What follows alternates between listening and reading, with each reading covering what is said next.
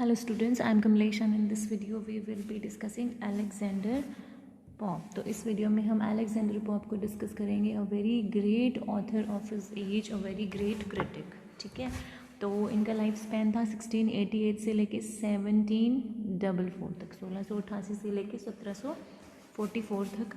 1744 में इनकी डेथ हुई थी. ठीक है, तो इनके पेरेंट्स कौन थे? अलेक्जेंडर और एडिथ पॉप. मतलब इसके फादर का नाम भी अलेक्जेंडर है. ये इंग्लिश में एक ट्रेंड है, ठीक है, कि जो फादर का नाम होता है वही बच्चे को दे दिया जाता है. जैसे किंगडम में भी यही चलता है, जैसे चार्ल्स द फर्स्ट का बेटा चार्ल्स द सेकंड, फिर उसका बेटा चार्ल्स द थर्ड, ऐसे चलता है.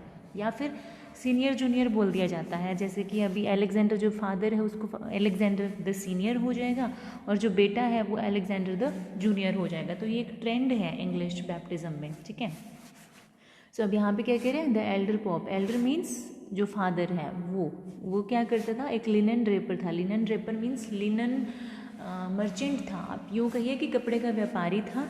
और ये लोग कैथोलिसिज्म में कन्वर्ट हो गए थे, मतलब ये कैथलिक्स थे. ठीक है, अब इम्पॉर्टेंट चीज़ ये है कि कैथलिक होने की वजह से इन्हें बहुत सारा टॉर्चर सहना पड़ा था. क्योंकि आपको पता है कि जब जब प्रोटेस्टेंट राजा कोई उस पर बैठा है गद्दी पे, तो उसने कैथोलिक्स को टॉर्चर ही किया है. ठीक है, तो कैथोलिसिज्म में कन्वर्ट हो गए थे और इसलिए इनको कहाँ जाना पड़ा? लंदन छोड़ के बिनफील्ड में ये लोग सेटल हो गए. ठीक है, Berkshire, in the face of repressive anti Catholic legislation from parliament. क्योंकि पार्लियामेंट में भी जो कैथलिक लोग थे उनके लिए कोई सीट नहीं थी, कोई पोजीशन नहीं थी, उनको रिप्रेस किया जाता था, अत्याचार किए जाते थे. इसलिए इन लोगों को वहाँ से छोड़ के दूसरी जगह पे शिफ्ट होना पड़ा. अब देखो इसका बायोग्राफर कौन है? John Spence. जॉन स्पेंस ने किसकी बायोग्राफी लिखी है? अलेक्जेंडर पॉप की बायोग्राफी. इसने क्या कहा है कि एज अ चाइल्ड ये कैसा था? A child of particularly sweet temper. ये बहुत ही स्वीट नेचर का बच्चा था. ठीक है, The child Pop bears little resemblance to the irascible and outspoken moralist of the later poems. ये क्या कहना चाहता है कि जो बच्चा था ना, वो जो पॉप जब एक बच्चा था और उस टाइम तो वो बहुत स्वीट था, बहुत स्वीट टेम्पर था उसका. ठीक है, और एक लाइन यहाँ पे मिस होगी. And with a voice so melodious as to be nicknamed as the little nightingale. मतलब इसकी आवाज़ इतनी मीठी थी, इतनी मेलोडियस थी कि इसको छोटी कोयल बोला जाता था, छोटी नाइटिंगेल. बट बड़ी होके क्या हुआ था? इसका नेचर इरेसिबल होता है, जो बहुत शॉर्ट टेम्पर्ड होता है. शॉर्ट टेम्पर्ड मीन्स जिसको क्विक टेम्पर्ड भी बोलते हैं, जिसको बहुत जल्दी गुस्सा आ जाए. ठीक है, जिसका टेम्पर बहुत शॉर्ट होता है, दैट मीन्स उसके अपने इमोशंस पे कंट्रोल बहुत कम होता है. ऐसे इंसान को गुस्सा बहुत जल्दी आता है. ठीक है, उसको बोला जाता है शॉर्ट टेम्पर्ड या क्विक टेम्पर्ड. तो इरेसिबल भी वही वर्ड है, मतलब ये बहुत गुस्से वाला था. एंड आउटस्पोकन बहुत था, मतलब बहुत खुल के इसने लोगों को क्रिटिसाइज़ किया है, बहुत खुल के इसने सोसाइटी को क्रिटिसाइज़ किया है. ठीक है, तो बड़ा होके कुछ और बन गया, छोटा होके बहुत ही स्वीट नेचर का था. इसलिए कहा है कि जो बच्चा पॉप है bears little resemblance. Little means no. देखिए एक चीज़ मैंने पहले भी ऑफलाइन क्लास में बच्चों को बताई गई है, लिटिल, अ लिटिल और द लिटिल. ठीक है, इनमें बेसिकली क्या डिफरेंस होता है? लिटिल का मतलब होता है ना के बराबर, नहीं. अ लिटिल मतलब थोड़ा सा. ठीक है, और द लिटिल मतलब जितना भी है उतना सारा. तो ये डिफरेंस होता है इनके बीच में. इन्होंने कहा ना लिटिल रिजेम्बलेंस, इसका मतलब रिजेम्बलेंस है ही नहीं. मतलब जब वो बच्चा था तो उसका नेचर बहुत अलग था, बड़ा होने के बाद उसका नेचर बहुत अलग हो गया. ठीक है, आगे क्या कह रहा है कि इनको पब्लिक स्कूल और यूनिवर्सिटी अटेंड करने से बार किया गया था. बार किया गया था मतलब रोका गया था, क्योंकि आपको पता है कि कैथलिक्स को बहुत सारी फैसिलिटीज़ नहीं दी जाती थी. ठीक है, उनको कास्ट आउट कर दिया गया था एक तरह से. इसीलिए इनको स्कूल में फॉर्मल एजुकेशन इनके लिए अलाउड नहीं था. इसलिए इसको होम स्कूलिंग मिली. होम स्कूलिंग मीन्स घर में ही इसको पढ़ाया गया. क्योंकि किस वजह से? इनके रिलीजन की वजह से, क्योंकि ये कैथलिक थे. तो he was largely self educated था. तो इसने कौन कौन से लैंग्वेज सीखी थी? French, Italian, Latin, Greek. और इसने बहुत ज़्यादा लिटरेचर पढ़ा था. ठीक है, इसने होमर को सिर्फ 6 साल की उम्र में, होमर जो कि क्लासिकल ऑथर है ना, उसकी बुक्स पढ़ ली थी इसने सिर्फ 6 साल की उम्र में. तो इसको नॉलेज तो बहुत था. नॉलेज के साथ साथ इसमें एटीट्यूड भी बहुत था, सुपीरियॉरिटी कॉम्प्लेक्स बहुत था इसमें. ठीक है, अब देखो इसका बर्थ लंदन में हुआ था और कैथलिक स्कूल्स में इसकी एजुकेशन हुई.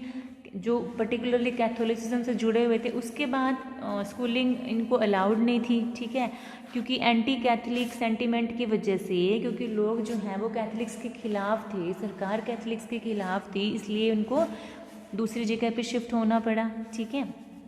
तो इसने अपनी एजुकेशन सारी प्राइवेटली हासिल की, खुद की पढ़ाई करी, आप इसको होम स्कूलिंग भी बोल सकते हैं, ठीक है। इसकी हेल्थ बहुत पुअर थी, इसको पॉट्स डिजीज़ था। पॉट्स डिजीज़ होता है बेटा एक तरह का, यूँ कहिए कि आपने अगर सुना होगा रीढ़ की हड्डी में टीबी होना, ठीक है, तो ये पॉट डिजीज़ वही है कि रीढ़ की हड्डी में टीबी हो गया था, इसकी वजह से जो इसकी ग्रोथ है ना वो रुक गई थी और इसकी हाइट बहुत छोटी थी। इसके बाद आप सीधा यहाँ पे आइए, हाइट इसकी कितनी थी, pops height never exceeded 4.5 feet, मतलब ये सिर्फ 4.5 फीट का था, ठीक है, इतनी कम इसकी हाइट थी। And rendered him hunch back अगर हम अपनी देसी लैंग्वेज में बोले, आपने सुना होगा कूब निकला हुआ, ठीक है, जो हमारा बैक है वो पोर्शन थोड़ा सा अप हो जाता है तो वो हंच बैक्ड होता है, मतलब कूबड़ा, जिसे आई डोंट नो क्या कहते होंगे उस लैंग्वेज में, कूब निकलना, ठीक है, तो वो होता है हंच्ड बैक। और इसको एस्मा की प्रॉब्लम थी, एस्मा मीन्स जिसको अस्थमा बोला जाता है, एस्मा की प्रॉब्लम थी। फ्रेल मतलब ये बहुत वीक था और इसको बहुत भयंकर सिर दर्द की प्रॉब्लम भी थी। तो इसकी फिजिकल अपीयरेंस भी बहुत अजीब सी थी और बहुत सारी बीमारियों ने इसको घेरा हुआ था, ठीक है। तो इसकी फिजिकल अपीयरेंस की वजह से इसका बहुत मजाक भी बनाया जाता था लिटरेरी एनिमीज़ के द्वारा, इसके जो दुश्मन थे लिटरेचर के फील्ड में उनके द्वारा, और वो लोग इसको क्या कहते थे, हम्प बैक्ड टोड, कूब निकला हुआ मेंढक बोला जाता था इसको, किसके द्वारा, इसके लिटरेरी एनिमीज़ के द्वारा, ठीक है। अब हम यहाँ चलते हैं। नंदलेस ही वॉज, फिर भी, नंदलेस का मतलब होता है फिर भी, he was recognised as a poetic talent relatively early with his pastorals being published in 1709 and essay on criticism in 1711, मतलब इतनी छोटी सी उम्र में, देखिए 1709 मतलब जब ये सिर्फ 20-21 साल का था उस टाइम इसके पेस्टोरल्स, ये इसकी बुक है ना, ये रिलीज़ कर दी थी इसने, और एसे ऑन क्रिटिसिज्म रिलीज़ कर दिया था कब, जब ये 22-23 साल का था, 1711 में। इस ऐसे में पॉप क्या करता है, he discusses the emerging industry of literary criticism, मतलब उस टाइम क्रिटिसिज्म करने का ट्रेंड बहुत बढ़ रहा था, मतलब लोग अपनी पोइट्री, अपनी कहानियाँ, अपना ड्रामा, अपनी नॉवल नहीं लिख रहे, बट जो ऑलरेडी लिखा जा चुका है ना उनका क्रिटिकल एनालिसिस करने का ट्रेंड बहुत बढ़ रहा था और ये चीज़ पॉप को बिल्कुल पसंद नहीं थी। तो ये इसने उनको कास्टिगेट किया, कास्टिगेट मीन्स बहुत रिब्यूक किया, बहुत भला बुरा कहा उनको, और ये उन ऐसे क्रिटिक्स को बिल्कुल पसंद नहीं करता था। तो उनके बारे में इसने एक कोटेशन दी है, वो कोटेशन क्या है, book full block had ignorantly red, मतलब बुक फुल मतलब क्रिटिक्स ये वो लोग हैं जिन्होंने बहुत ज़्यादा बुक्स को पढ़ के अब इनका दिमाग है ना वो ब्लॉक हो गया, काम करना बंद कर दिया, ठीक है। इग्नोरेंटली रेड मतलब बिना सोचे समझे पढ़ते जा रहे हैं दूसरों की लिखी हुई बुक्स को। A person who reads everything that is published but whose interpretations are blinkered by his own opinions, मतलब एक क्रिटिक कौन है, एक ऐसा इंसान है जो हर बुक जो भी पब्लिश हो रही है ना उसको पढ़े जा रहा है बट जो उसको इंटरप्रेट करता है, जो उसको समझने की या समझाने की कोशिश करता है, उसमें उसका खुद का ओपिनियन, उसकी खुद की सब्जेक्टिविटी जुड़ी हुई है, दैट मीन्स वो सही एनालिसिस नहीं कर रहा है। क्रिटिकल एनालिसिस का मतलब होता है जब आप किसी चीज़ के पॉजिटिव और नेगेटिव दोनों चीज़ों को देखते हो, बट वो एक्चुअली में क्या रहा था कि जो क्रिटिक्स थे वो ज़्यादातर उनमें कमियां निकाल रहे थे, तो ये चीज़ पॉप को बिल्कुल पसंद नहीं थी। तो ये जो कोटेशन है, ये जो लाइन है, ये इसने किसके बारे में दिए हैं, क्रिटिक्स के बारे में दिए, उस टाइम पे जो क्रिटिसिज्म का ट्रेंड बढ़ रहा था उसके बारे में उसने ये लाइन्स दी हैं, ठीक है। अब इसकी बाकी बुक्स कौन सी हैं देखिए, जैसे एक है रेप ऑफ द लॉक जो कि बहुत फेमस बुक है और ये कई वॉल्यूम्स में पब्लिश हुई है। इस बुक ये एक मोक एपिक पोएम है। Mock epic poem means epic है मतलब बहुत बड़ी पोएम है, जैसे महाभारत है, रामायण है, ये हमारे एपिक है, ठीक है, तो इनको एपिक बोला जाता है। मोक एपिक क्यों, क्योंकि जैसे महाभारत या रामायण का अभी मैंने एग्जाम्पल दिया, तो इनमें सच में जो थीम है, सब्जेक्ट है, वो अपने आप में बहुत बड़ा है, ठीक है।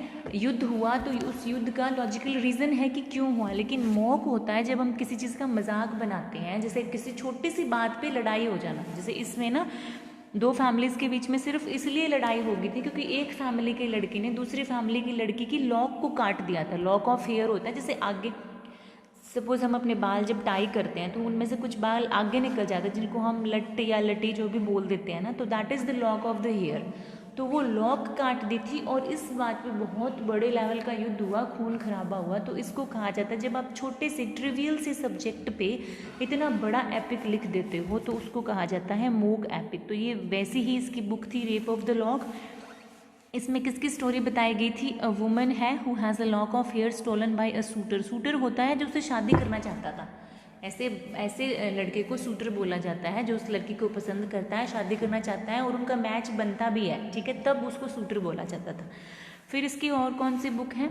एक बुक है विंडसर फॉरेस्ट। ये कब पब्लिश हुई? ये 1713 में पब्लिश हुई। ये पेस्टोरल सेलिब्रेशन है of English country side. Pastoral word आता है जब गांव से जुड़ी हुई हो कोई भी जो हमारी लिटरेरी वर्क है, ठीक है।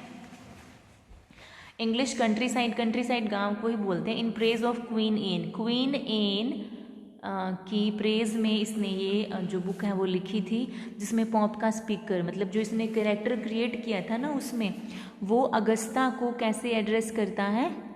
Connecting her with the Roman emperor Augustus. इसको क्वीन एन को अगस्टा बोलता है। अगस्टा क्यों बोलता है? क्योंकि किंग अगस्टस के साथ इसका वो लिंक दिखाना चाहता है, ठीक है। Praised by poets such as Virgil for ushering in a new age of piece.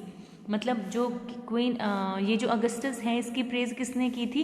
Virgil जैसे पोइट्स ने भी इसकी प्रेज करी थी। इसीलिए पॉप का जो स्पीकर है वो क्या करता है? क्वीन एन को अगस्टा बोलता है ताकि वो अगस्टस के साथ इसका लिंक दिखा के इसकी प्रेज कर सके, ठीक है। फिर कौन सी बुक आई थी इसकी? इलोइजा टू एबेलार्ड। ये बुक आई थी इसकी 1717 में। ये एक वर्ड्स एपिसल रिमेनिंग री इमेजिनिंग एपिसल होता है जो लेटर की फॉर्म में लिखा गया। एपिसलरी नॉवल होते हैं ना, जो जिनकी स्टोरी हमें लेटर्स के थ्रू पता चलती है। एक कैरेक्टर दूसरे कैरेक्टर को लेटर लिख रहा है और वहाँ से उन लेटर्स को पढ़ के हमें जब सारी स्टोरी समझ आ रही है ना, तब उसको एपिसलरी नॉवल कहा जाता है। तो एपिसल जहाँ भी वर्ड आए ना, दैट मीन्स लेटर, ठीक है। A verse epistle reimagining the tragic story of Heloise और एबेलार्ड। ये दो कोई कैरेक्टर रहे हैं एंशियंट टाइम में। इनको स्टार क्रॉस्ड लवर बोला जाता है। अब ये स्टार क्रॉस्ड लवर क्या है? स्टार क्रॉस्ड लवर है ये टर्म पता है किसने दी है? ये the legend mister William Shakespeare ने ये टर्म हमें दी है, स्टार क्रॉस्ड लवर। और ये किस में आई थी? रोमियो एंड जूलियट में। स्टार क्रॉस्ड लवर ऐसे लवर्स को बोला जाता है जो आपस में एक दूसरे के साथ जेन्युइनली प्यार करते हैं, लेकिन उनकी फैमिली या सोसाइटी या सर्कमस्टांसेस उस प्यार के खिलाफ होते हैं और उस प्यार का हैप्पी एंडिंग नहीं हो पाता, जैसे कि रोमियो और जूलियट का हुआ था या हीर और रांझा का हुआ था। तो उनको स्टार क्रॉस्ड लवर बोला जाता है, मतलब किस्मत ने उनके प्यार का मिलना नहीं लिखा, ठीक है। तो ऐसे को स्टार क्रॉस लवर कहा जाता है। तो ये भी वन ऑफ द पेयर था जो कि स्टार क्रॉस लवर थे और ये सारी स्टोरी इनके ऊपर है, ठीक है।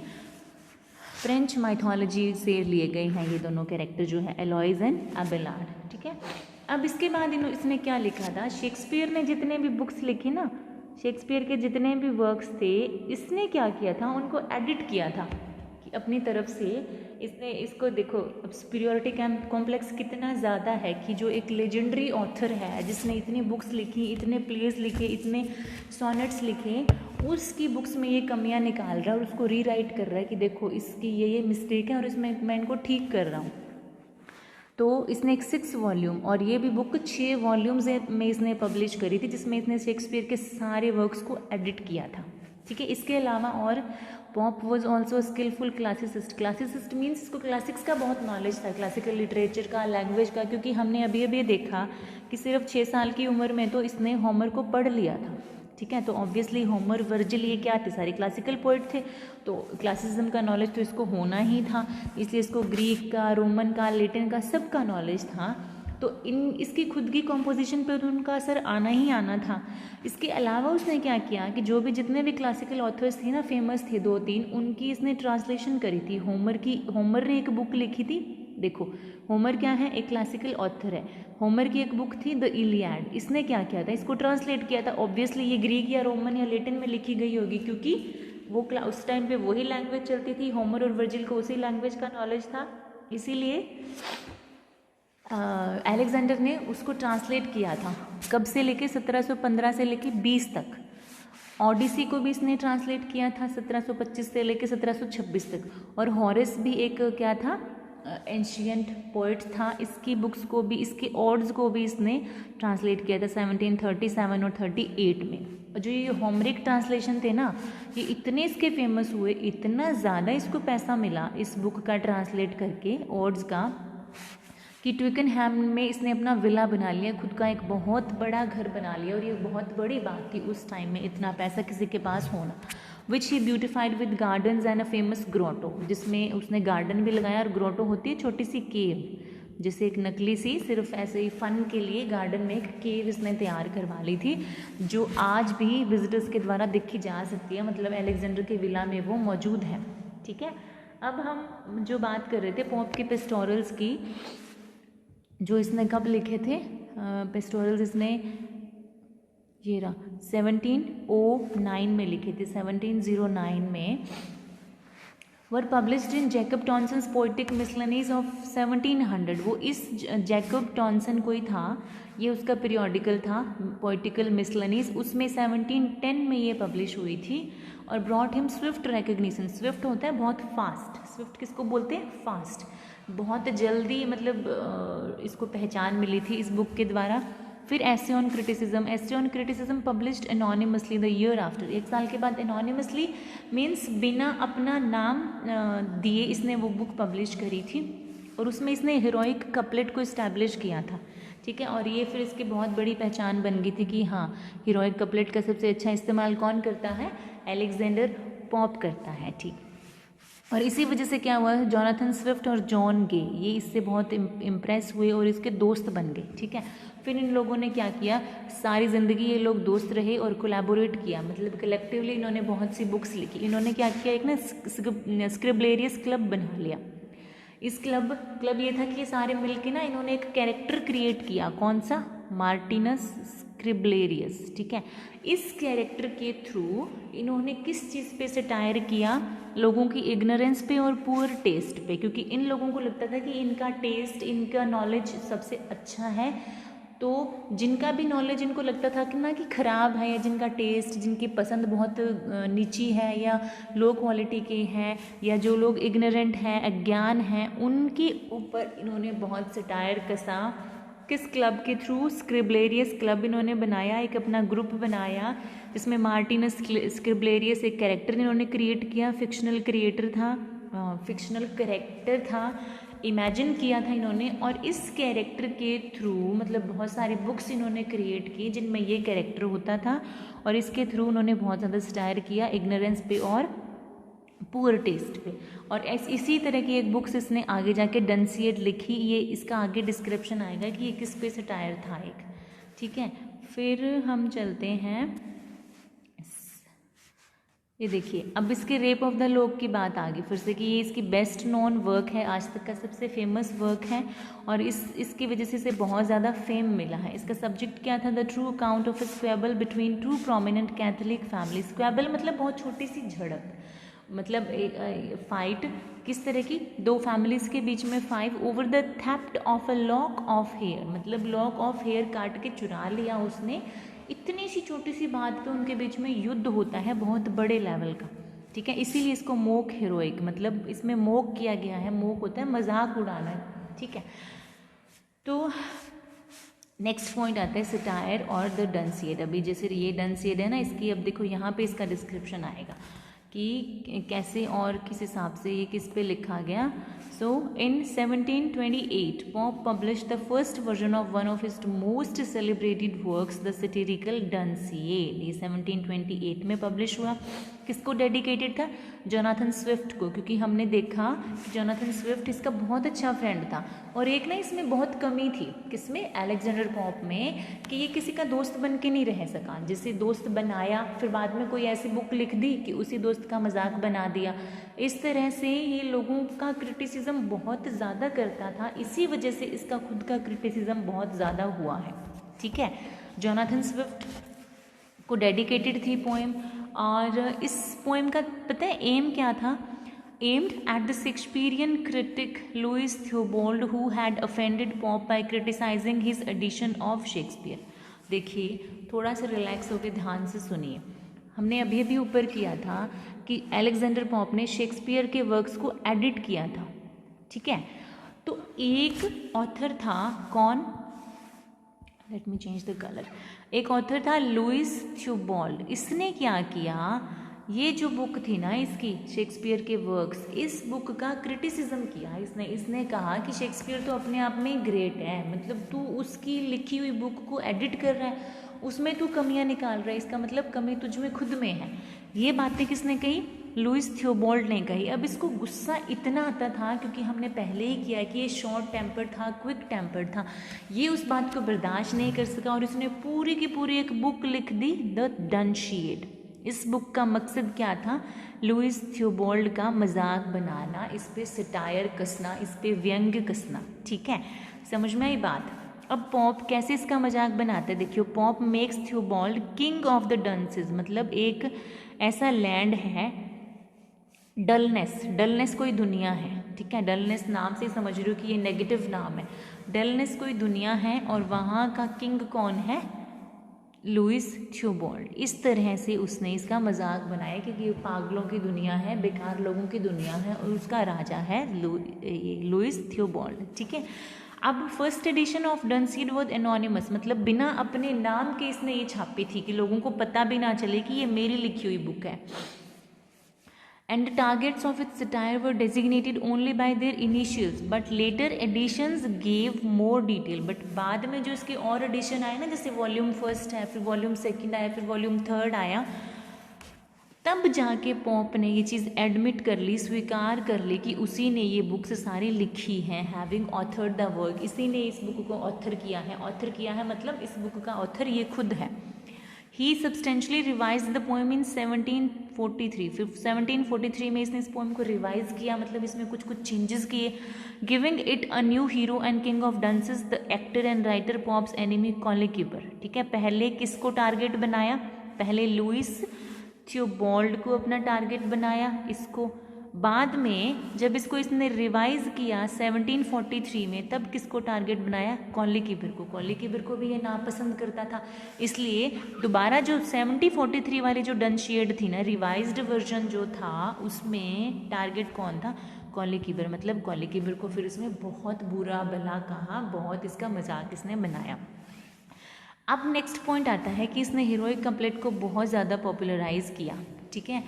Pope is perhaps ultimately best known for having popularized the heroic couplet as a form for the pithy expression of recognizable ideas, as the essay on criticism states, in a formulation often quoted as encapsulating Pope's attitude. इसने क्या था, heroic couplet को बहुत ज़्यादा popular किया, बहुत ज़्यादा recognition मिली pop को अपने इसी हीरोइक कपलेट की वजह से। देखो इसने एक जगह पे क्या कहा है, true wit is nature to advantage dressed which oft was thought but never so well expressed, मतलब जो अच्छा सच्चा विट है, अगर आप में सच्ची समझ है किसी चीज़ को लेके, तो वो नेचुरल है, और अगर आप उसको ज़्यादा ऑर्नामेंटेड लैंग्वेज से या उसको बढ़ा चढ़ा के एग्जेजरेशन से पेश करते हो ना, तो वो चीज़ सही नहीं रहती। Which oft was thought but never so well expressed, फिर उसको एक्सप्रेस करने का जो आपका तरीका है वो बदल जाता है। तो ये बात किसने कही है, ये बात मिस्टर अलेक्जेंडर पॉप ने